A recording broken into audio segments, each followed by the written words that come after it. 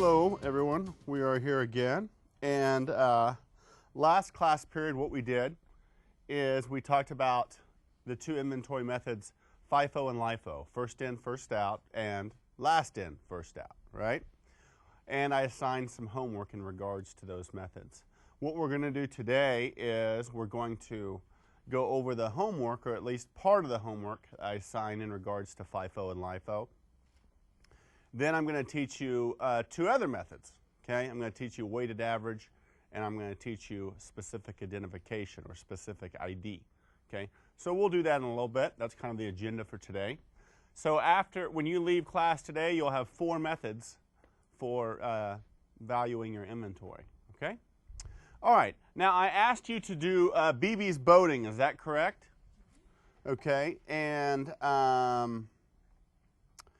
let's take a look at the answers, if you would. Okay, hope you can read this. Okay, there are the answers that you should have right there. Maybe I can make that a little larger. Okay, there's the answers that you should have. Okay, now do those answers check out? I want to make sure. Is anybody agreeing with those? Okay, because I did this myself. Every now and then I make a mistake. It's not often though, okay? So now I want to tell you something really important here.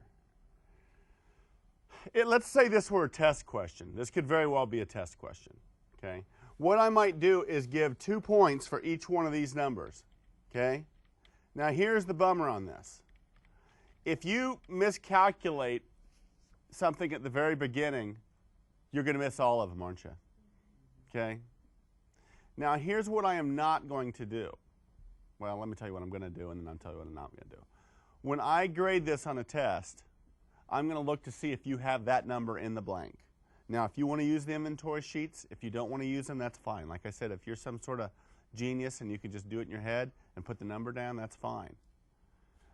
All I'm going to be doing is looking to see if you have that number in the blank. If you have that number in the blank, you'll get credit. And if you have any other number, you're not going to get any credit. Here's what I'm not going to do. If you, the first answer was 153, right? And let's say you have 170. I'm not going to go through your inventory sheet and try to see where you went wrong and give partial credit.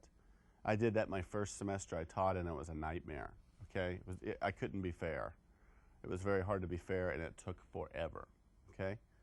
So this is definitely going to be one of those things where I would encourage you, if you have time on the test, to do your answers twice. If you don't have time to do it twice, then look over it very closely to see if you made any silly math errors. Because unfortunately, there'll be people who make mistakes on the very first one and they miss all of them. Okay? But there's no way I can go through all the students I have, all the inventory flow sheets that there's going to be. I can't go through and look at all your detail. Probably can't even read it. Okay? So, that's very important. But let's take a look at those answers again. I'll show you the detail of how we got those. But those are the answers, okay? So if this were a test question, there is 10. Those are worth 2 points each. This could be worth 20 points right there, couldn't it? All right? All right. Okay, let's see how we got that information, okay? Let's see if I can blow it up a little more. Well, maybe not. Squeeze that column a little bit. There we go. Okay. Hopefully you can read this. This is the LIFO method, is it not? Is that correct? The LIFO method.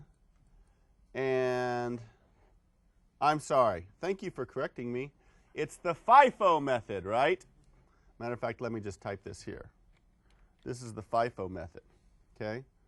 This is the FIFO method for BBs. Okay? And so take a look at your detail there and see if you got it right. I'm happy to answer any questions that you might have. Yes? I wrote the first one, the 9 units at 17, on the left column and over on the other side. Like, oh, okay, that's fine. I know it's beginning inventory. Yeah, you're right. What she's saying is, was this specifically stated as beginning inventory? Sometimes people will put it in this column and in this column. That's fine. Okay. That's completely fine. Okay. All right. But do those answers that are highlighted in yellow check out with yours? Okay. All right, any other questions on that? Make sure in this column that you're not putting the sales price, okay? This is cost per unit, okay? Do we need to have dollar signs? Yeah, you don't need to have dollar signs. I couldn't fit them in there. Yeah. Sometimes they don't give you enough space, do they? Okay, let's take a look at LIFO. Okay, I might have to shrink that down a little bit. Okay, this is LIFO, if I could spell. This is LIFO for BBs. Okay, so take a look at that. See if that checks out with your answers. You can see the answers that were on the answer sheet are highlighted in yellow. All right. Always be real cognizant of what I'm asking for. I asked this one a little different way, right? Wanted to know the beginning or the inventory at April 1st and then the inventory at April 10th and whatever. So, and you can see that some of these answers were the same for both methods. Nothing was different until we actually made a sale, correct? All right. Any questions on that? All right. Cool. Now, I am going to, the other one I assigned was new technique, correct? Okay, I'm not going to go over new technique right now, all right? Because I want to make sure I get through what I need to get through today, okay? So if we have time, we'll do that at the end of the hour. Let's shift gears. One question that actually, I think it was you, Jake, who asked me during the break when the music was rolling is, why would anybody use last in, first out? Okay, remember, last in, first out is the last in is still here. The first in is the, did I say that right? The last in, first out. Okay, Grandpa's getting confused. Let me start over. You asked me, Jake, why anybody would use LIFO. And LIFO stands for what? Last in, first out, the door with the customer. The first in is still here in ending inventory, right? And I know what you're thinking. You're thinking, well, goodness sakes, if you were like a grocery store, that would be pretty nasty, wouldn't it? The watermelons, you know, the first in that you ever purchased at the store. What if you opened the store 10 years ago? Those first watermelons are still here? That's pretty gross, isn't it? Okay? And of course, we also talked about the Fifo method. The first in is the first out the door with the customer. The last in is still here in ending inventory. Now that makes a little bit more sense, right? Because that would mean when you go into a retail store, their latest purchases are still on the shelf, and those earliest ones, those are gone out the door a long time ago. Okay. Well, it's important to note this. The inventory method we choose, FIFO or LIFO or one of the other ones we use today, the inventory method we choose to value our inventory, reality doesn't need to actually reflect that. Okay? Does that make sense? Reality does not need to reflect the method we choose. Okay? And this will be really obvious when you really think about it for a while. Now that being said, sometimes it's kind of interesting to think about some products that move in that manner. Even though we don't have to have reality reflect the method we choose, most methods move in some sort of a FIFO manner, do they not? Okay? Let me give you an example, and I'm not a good artist at all, okay? So bear with me here. Let's say you go to the grocery store, and this is your shopping cart, right? Okay? This is the milk cooler, okay? And the milk is sitting right there for you to purchase, right? The gallons of milk, correct? And it's usually sloped down, right? And when the guy from the milk company comes in, he puts new milk here and it slides down here, right? Okay? Now this is the way milk is sold, and a lot of things are sold. And this is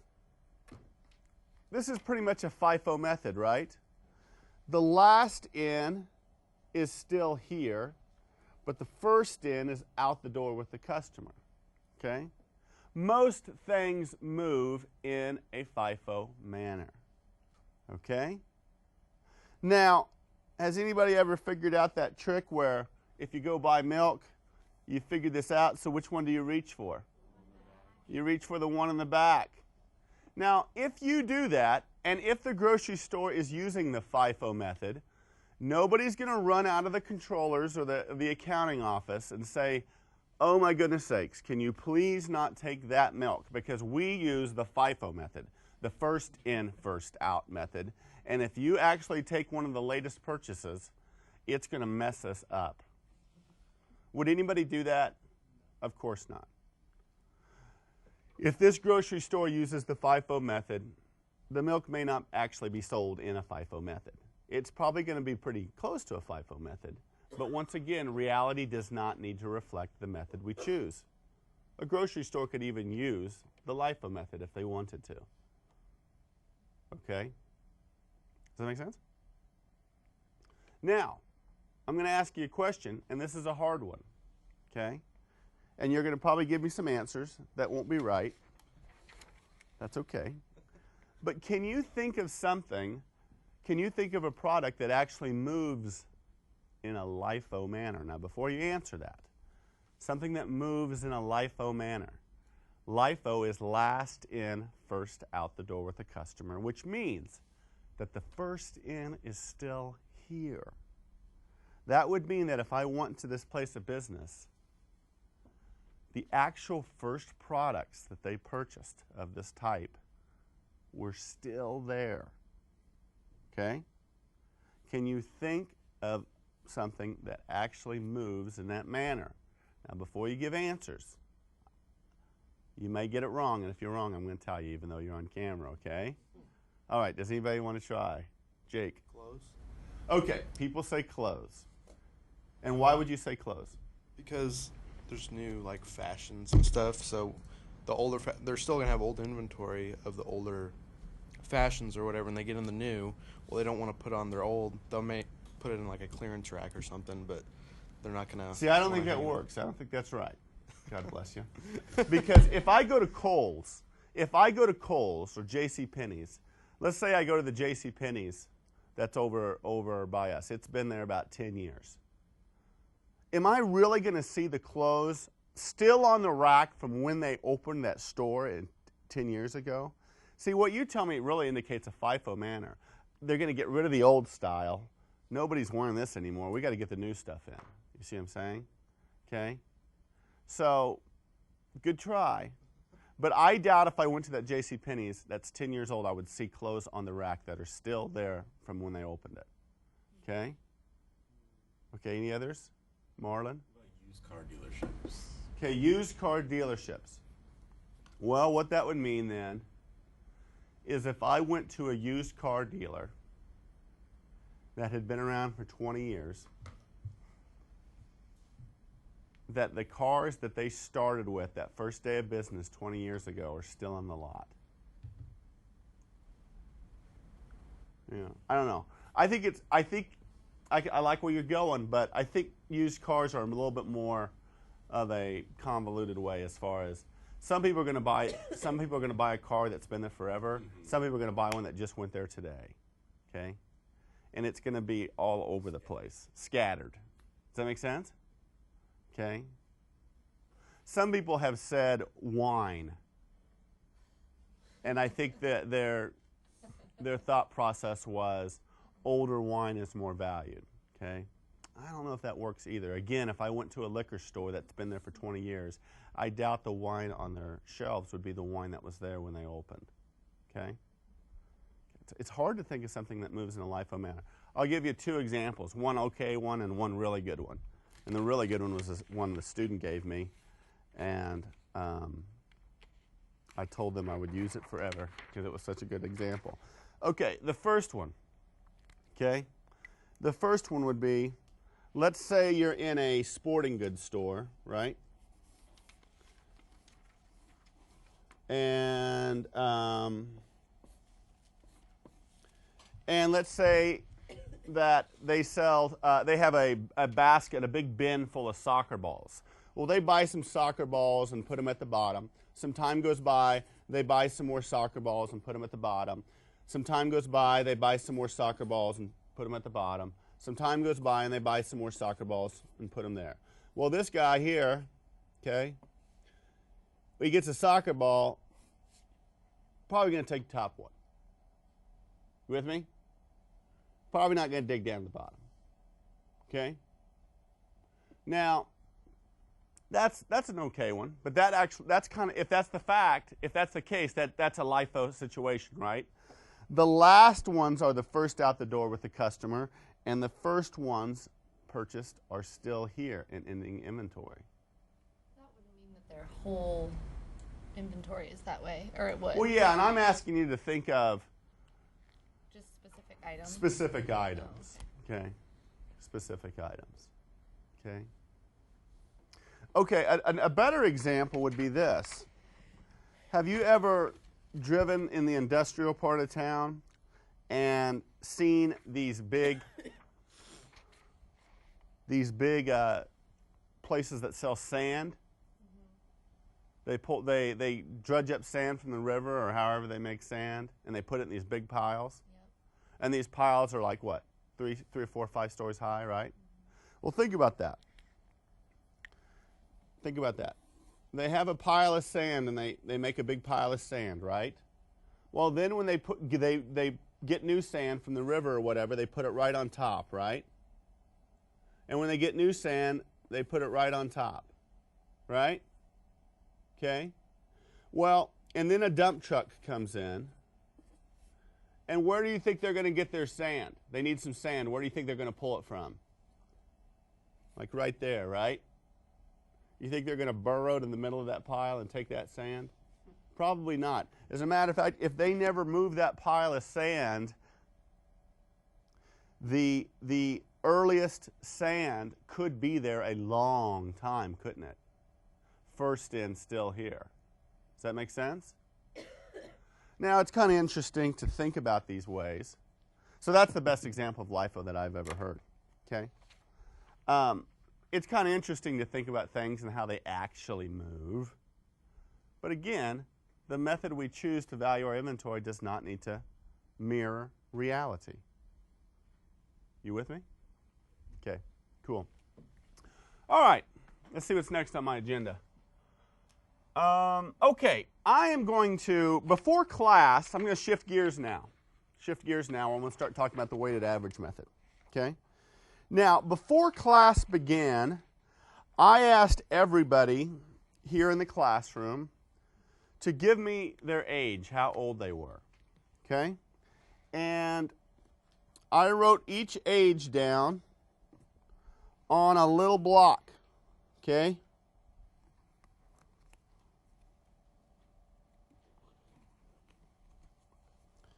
Okay, so that is the ages. Now, I did not include my own age in here. You probably noticed that. Okay? I'm 31, but I won't include it. Okay? I'm not 31. Okay? Now, this is the age of everybody in the room. You with me? Now, cameras real quick. Just show a shot of the room so that people at home can kind of see who we're dealing with. Okay, now come back to here. Now, if I wanted to find the average age of a student in this classroom, how would I do that? We know how to do this, don't we? How do we do it? We'd all add them all up and divide by 11, right? So let's go ahead and do that. And to make it a little easier, kind of what I like to do sometimes is, let's see, I like to kind of group them.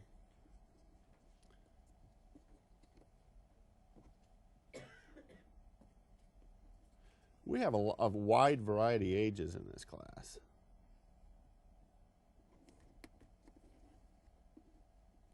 Okay, might have to Let's put these in order.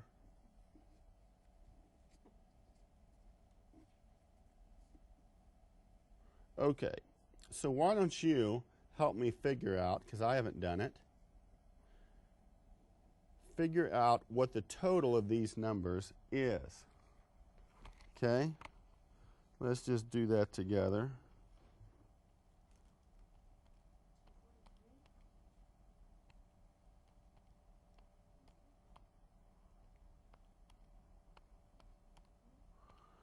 Okay, I have a number. Do you have a number? What is the total number you get if I add all the, I'm not asking the average, but if you add all those numbers together, what do you get? I get the same thing. I get 243. Okay? Now, how many people are in this room, or how many blocks are there? 1, 2, 3, 4, 5, 6, 7, 8, 9, 10, 11. There are 11, correct? So to figure out the average, we would divide that by 11. And what do you get? 22.09.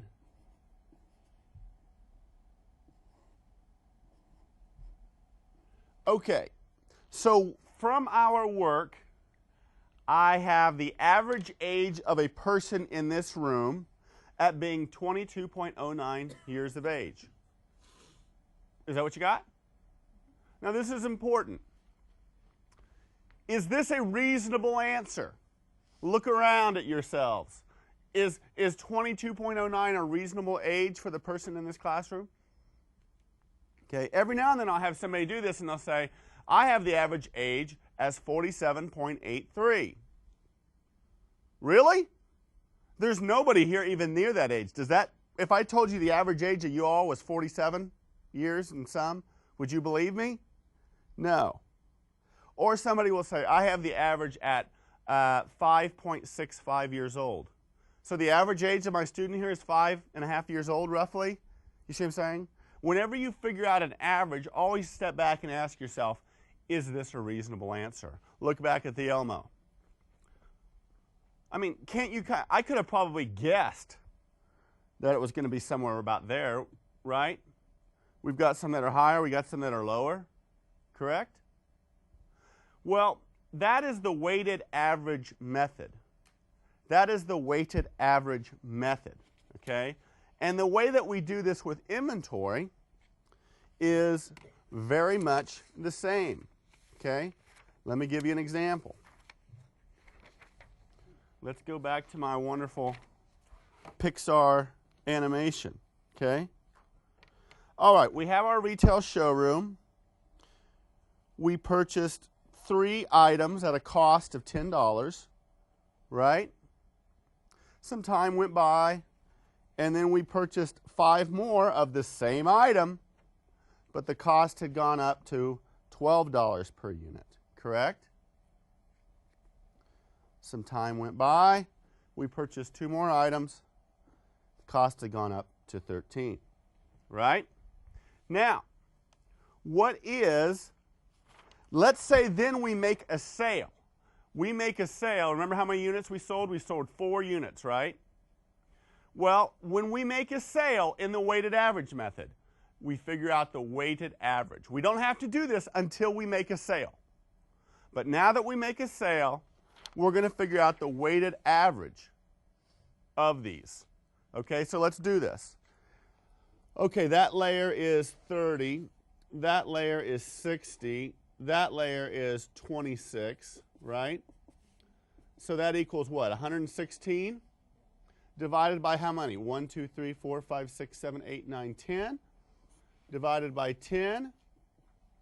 That equals a weighted average cost of 11.60.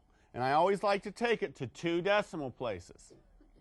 So don't round that to 12. Okay? But that's 11.60. Now, looking at these blocks, is that a reasonable answer? I would think that it is. I say that it is. Okay?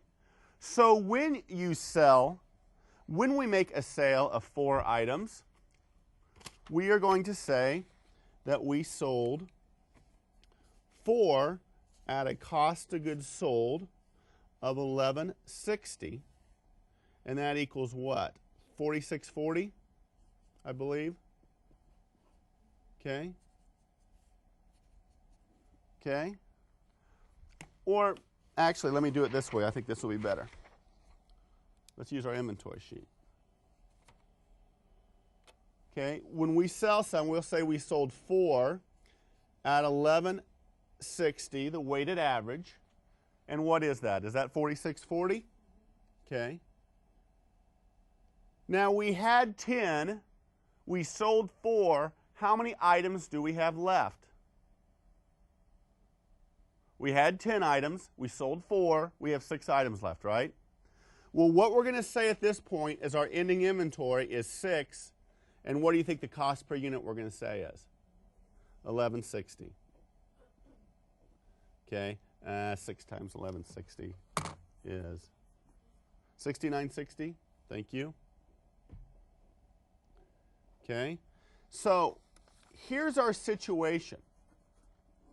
This is what it was. But once we sell those items, in effect, we're going to say that's done. Okay? What we're going to say now is we're going to say after we sell those 4 items, we are going to act like we just have 6 items at 1160.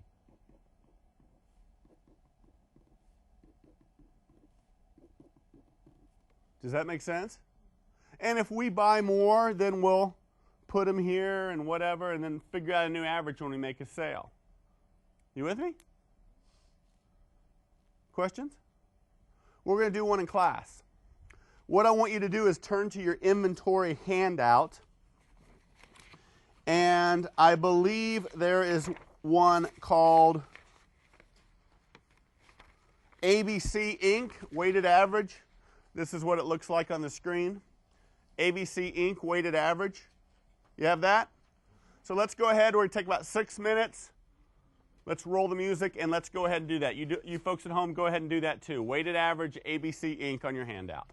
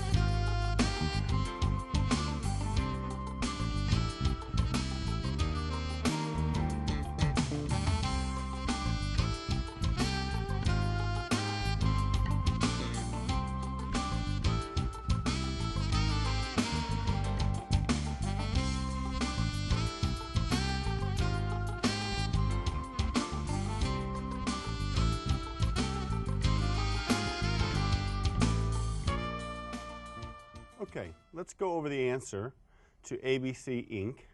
I wanted you to do the weighted average method. You didn't need to do any other method, just the weighted average method on that, okay? So let's take a look at the screen. Okay, we start off, look at the bottom of your screen there. We start off with 10 at 48, right? Okay.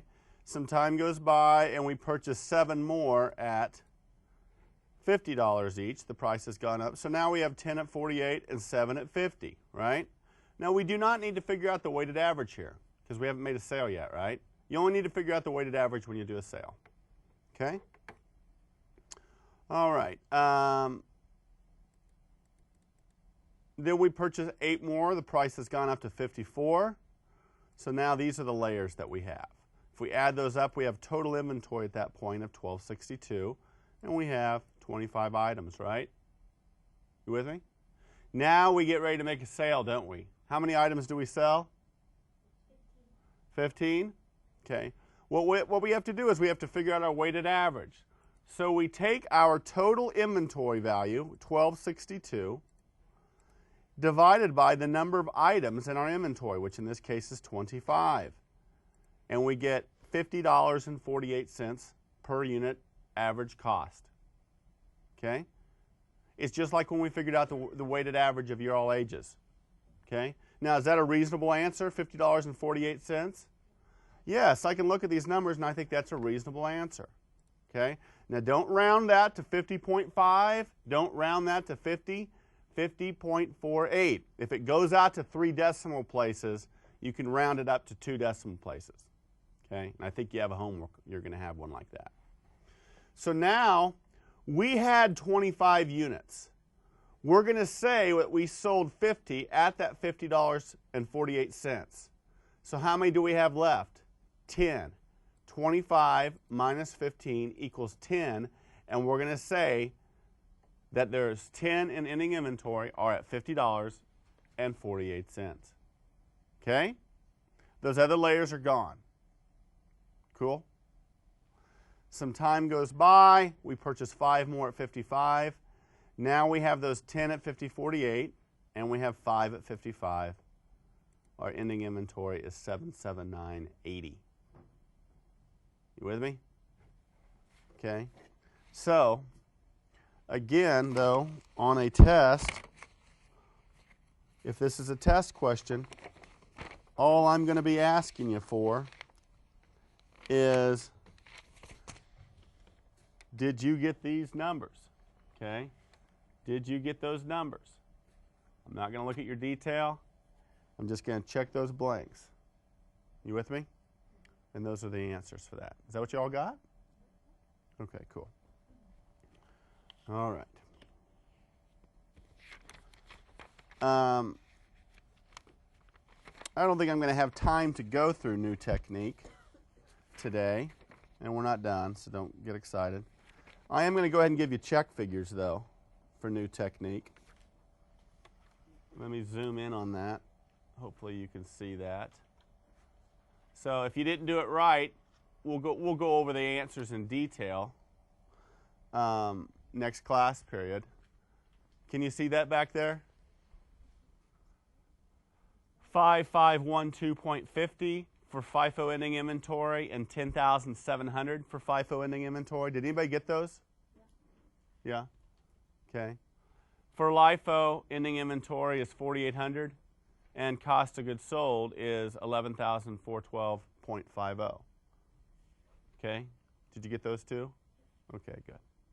So if you didn't get those on new technique, take a fresh look at the FIFO LIFO method. Try to get those check figures. We'll go over that in detail. Okay? Cool? You got that? Okay. All right. Coming off of that, I'm going to teach you one more method real quick, and it's a real easy method. Oh, before we do that, can you think of any product that kind of might move in a weighted average method? This one's kind of a hard one. The method that I always came up with is for something in the weighted average method would be like when you go to Quick Trip and buy gasoline, they got this big tank underground, right? Well, there's all sorts of gas in there. Some of it's been higher priced for them, some have been lower priced for them when they bought it from the manufacturer. But it's all kind of mixed in there together, isn't it? That's kind of a weighted average method. But again, the method you choose doesn't need to reflect reality. And now that we know the weighted average method, we know that for most products, the weighted average method would be impossible, wouldn't it? Okay? That would be impossible at a grocery store, right? Okay? Things couldn't move in a weighted average method. Okay?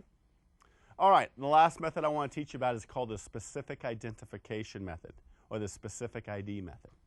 Okay? Let's go back to my showroom, retail showroom. Now, these are what we were dealing with. This has been the situation, right? In the specific ID method, let me write this down.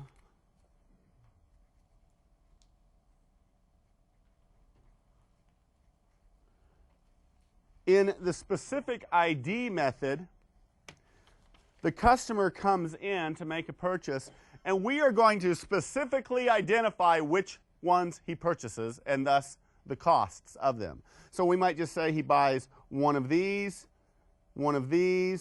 he bought this one, and he bought this one. So his cost of goods sold would be, that. And that goes out the door with the customer. And this is what's left. Okay? This sort of method would be the method that we choose when we know exactly which one was sold. There's no, well, was it the first one or the last one? Or is it that? No. We know exactly which one it was sold. Does anybody know of an example of a company that probably uses the specific ID method? Somebody said it before. A used car lot. Think about it.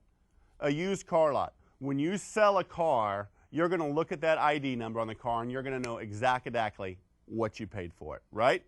There's not going to be any, well, was it the first car? No, it's going to be exactly that one. And if you go purchase 4 used cars, they're going to know each one exactly the cost, right? They keep track of everything specifically. They specifically identify each item. You're going to see this method more in companies that sell larger, higher-priced items, right? Okay, that's the specific ID method. Sometimes, and they'll either have to tell you these are specifically the ones that were sold, or sometimes they might tell you these are specifically the ones that were not sold and are in ending inventory, and you have to back into the ones that must have been sold. Cool? All right. So you got 4 methods now. Let me look at my agenda to see if I've gone over everything. Okay. All right. Here's what we're going to do. Got about two or 3 minutes here. What I want you to do for homework is I want you to do new technique. If you didn't do FIFO and LIFO, if you didn't do your homework, Jake, if you didn't do your homework, this is a chance to do your homework. Do FIFO and LIFO, but I also want you to do weighted average for new technique, okay? So once you come to class next time, that whole handout should be done, okay? So do new technique, and we'll go over all 3 methods, the answers for new technique, okay? I also want you to do exercise 6.3 in your books. Exercise 6.3 in your books, okay? And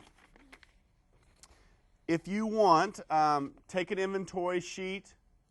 These are online. I have these blank online under the Lessons tab, handouts for Chapter 6. So, or if you have one that's not filled out yet, just photocopy a few of them. Or, some people don't need to use them, okay? I always like to use them. But for exercise 6.3, I want you to do that. That's all 4 methods, okay? Does that make sense?